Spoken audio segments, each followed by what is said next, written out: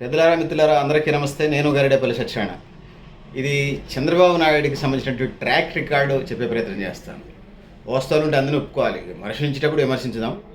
Teachers రిక్రూట్మెంట్లో ఉమ్మడి ఆంధ్రప్రదేశ్లో కానీ ఇప్పుడున్నటువంటి విభజన ఆంధ్రప్రదేశ్లో కానీ టీచర్స్ రిక్రూట్మెంట్ ఛాంపియన్ సిబిఎన్ అనేది నేను చెప్పదలుచుకున్నాను. ఆంధ్రప్రదేశ్ ముఖ్యమంత్రిగా 93లో ఉమ్మడి ఆంధ్రప్రదేశ్ ముఖ్యమంత్రిగా 93 ఆ ప్రాంతంలో 92-93 ప్రాంతంలో ముఖ్యమంత్రిగా ప్రమాణ స్వీకారం చేసినటువంటి చంద్రబాబు నాయుడు 94 2005 నుంచి మళ్ళీ దాని తర్వాత 94 2003 అంటే 90% టీచర్స్ పోస్టులు అన్నీ కూడా ఆ పీరియడ్లో 94 నుంచి 2003 దాకా చూసుకున్నప్పుడు 90% టీచర్స్ రిక్రూట్మెంట్ తనే చేసినట్టుగా మనకు కనపడతా ఉంటుంది. నేను ఇయర్స్ వారీగా ఈ లెక్కలు చెప్పే ప్రయత్నం చేస్తాను. ఆ విధంగా ముందుకు పోవాలని తెలియజేస్తా ఉన్నాను. సో 94లో 16,238 పోస్టులు భర్తీ చేశాడు. దాని తర్వాత 1996లో ఉమ్మడి ఆంధ్రప్రదేశ్ 2014 దాకా ఉమ్మడి ఆంధ్రప్రదేశే కదా. సో 2014 తర్వాతది డివిజన్ ఆంధ్రప్రదేశ్ అనుకోండి. ఇప్పుడు నేను చెప్పే లెక్కలన్నీ కూడా ఉమ్మడి ఆంధ్రప్రదేశ్ సంబంధించింది. 1994లో 16,238 పోస్టులు డిఎస్సి డిస్ట్రిక్ట్ సర్వీస్ కమిషన్ ఏ జిల్లాకి సంబంధించి ఆ జిల్లా పోస్టులు వేస్తారు. ప్రైమరీ స్కూల్ అసిస్టెంట్లు హై స్కూల్కి సంబంధించి, హెచ్జిటీలు ప్రైమరీ స్కూలు, తెలుగు పండిట్లు, హిందీ పండిట్లు, ఇంగ్లీష్ పండిట్స్కి సంబంధించి, అది లాంగ్వేజ్ పండిట్స్ సంబంధించి కూడా అవి సపరేట్గా వేస్తారు. పీఈటీలకు సంబంధించి సపరేట్ వేస్తారు, ఫిజికల్ డైరెక్టర్లకు సంబంధించి. సో ఇది పరిస్థితి. సో ఇవన్నీ కలిపి నోటిఫికేషన్ వేగ్గా చెప్తా ఉన్నాను. 1994లో 16,238, 1996లో 16,238, 1994లో కూడా 16,000 కామను. అంతకుముందు 238 అయితే ఈసారి 838 రెండో నోటిఫికేషన్లో. మొదటిది 1994లో 16,238 అయితే రెండోది 1996లో 16,838, మూడోది 1998లో 29,269 పోస్టులు డిఎస్సి నోటిఫికేషన్ ఇచ్చారు. నాలుగోది 2000 సంవత్సరంలో 24,388 పోస్టులు. సో 2001లో 26,000, 2000 సంవత్సరంలో నాలుగో నోటిఫికేషన్ 24,388. ఇక 2001లో 26,129 ఉద్యోగాల నోటిఫికేషన్ వేసారు టీచర్స్కి సంబంధించింది సబ్జెక్ట్ అంతా. 2002లో ఆరో నోటిఫికేషన్ 31,699. 2003లో 12,430. ఏడో నోటిఫికేషన్ 2003లో 12,430 జాబ్స్ నోటిఫికేషన్ వేశారు.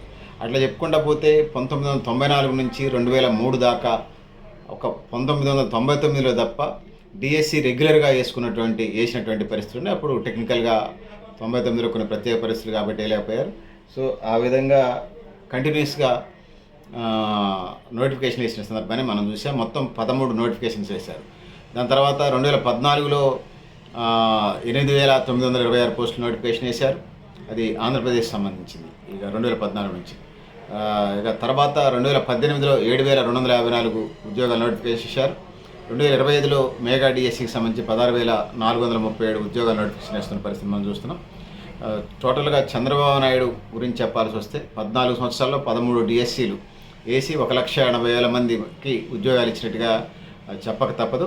సో 2011లో సీఎం కిరణ్ కుమార్ రెడ్డి 323 ఉద్యోగాలకు నోటిఫికేషన్ కేవలం 9 ఉద్యోగాలని రాజకీయ స్థిరిస్తూ ఉన్నప్పుడు, తెలంగాణ ఉద్యమం నడుస్తున్నప్పుడు నోటిఫికేషన్స్ ప్రత్యేక పరిస్థితులు ఉన్నాయి. సో ఇక వైఎస్ఆర్సీపీ బడ్జెట్ అలాట్మెంట్స్కి సంబంధించి విద్యారంగానికి సంబంధించి 2014-19 మధ్య, 2019-24 మధ్య, 2014 నుంచి 19 వరకు చంద్రబాబు నాయుడు, 2019 నుంచి 24 మధ్య జగన్మోహన్ రెడ్డి పరిపాలన చేసినట్టుగా గ్యాప్ 19,647 కోట్లు కేటాయించాల్సిన దానికంటే తక్కువ కేటాయించినట్టుగా మనకి బడ్జెట్ ద్వారా అర్థమవుతోంది. వైఎస్ఆర్సీపీ ఉన్నప్పుడు 2014-2018 మధ్య విద్యారంగానికి సంబంధించి 1,50,434 కోట్లు బడ్జెట్ అలాట్మెంట్ చేస్తే, తెలుగుదేశం పార్టీ 2025-26 సంవత్సరానికి సంబంధించి 34,825 కోట్లు బడ్జెట్ అలాట్మెంట్ చేసినట్టుగా, అంటే ఫర్ ఇయర్కి సంబంధించి మనకు అర్థమవుతా ఉంది. 5 సంవత్సరాలు అంటే అంతకంటే ఎక్కువ అలాట్మెంట్ చేసినట్టుగా తెలుగుదేశం పార్టీ చెప్తుంది. ఏదున్నా కూడా విద్యారంగానికి సంబంధించి 20,000-30,000 కోట్ల బడ్జెట్ అలాట్మెంట్ చేయాలనేది చాలా ప్రధానమైన డిమాండ్గా ఉన్నది. సో ఆ విధంగా ముందుకు పోవాల్సిన అవసరం ఉందని తెలియజేసుకుంటున్నాను. పెద్దలారా మిత్రులారా, డిఎస్సి రిక్రూట్మెంట్ ఛాంపియన్ ఎవరైనా ఉన్నారంటే భారతదేశంలో చంద్రబాబు నాయుడు తప్ప మరొకరు కాదని చెప్పక తప్పదు. సో ఖాళీగా ఉన్నటువంటి ఉద్యోగాలకు సంబంధించి భర్తీ చేయాల్సిన అవసరం అయితే ఉన్నదని తెలియజేసుకుంటా ఉన్నాను. సో ఎడ్యుకేషన్ చాలా ప్రధానమైంది, కీలకమైంది. సో అందుకోసం ఆ విధంగా ముందుకు పోవాలని తెలియజేసుకుంటూ, సో డిఎస్సిలో స్పెషలిస్ట్ చంద్రబాబు నాయుడు చూసి మిగతా వాళ్ళు కూడా నేర్చుకుంటున్నారు. ప్రస్తుతం విద్యారంగాన్ని విద్యా విభాగానికి సంబంధించి లోకేష్ అన్న చూస్తూ ఉన్నాడు. సో మరింత బడ్జెట్ చాలా ఆర్గ్యుమెంట్ చేసి మళ్ళీ డిఎస్సికి ప్రస్తుతం 2025-26 డిఎస్సికి రెడీ అవుతున్న నేపథ్యాన్ని మనం చూస్తున్నాం. సో పెద్దలారా మిత్రులారా మీరు కూడా మీ అభిప్రాయం కామెంట్ బాక్స్ రాయడం తెలియజేస్తూ నేను గరిడేపల్లి శిక్షణ న్యూ లక్ష్య ఆర్గనైజేషన్.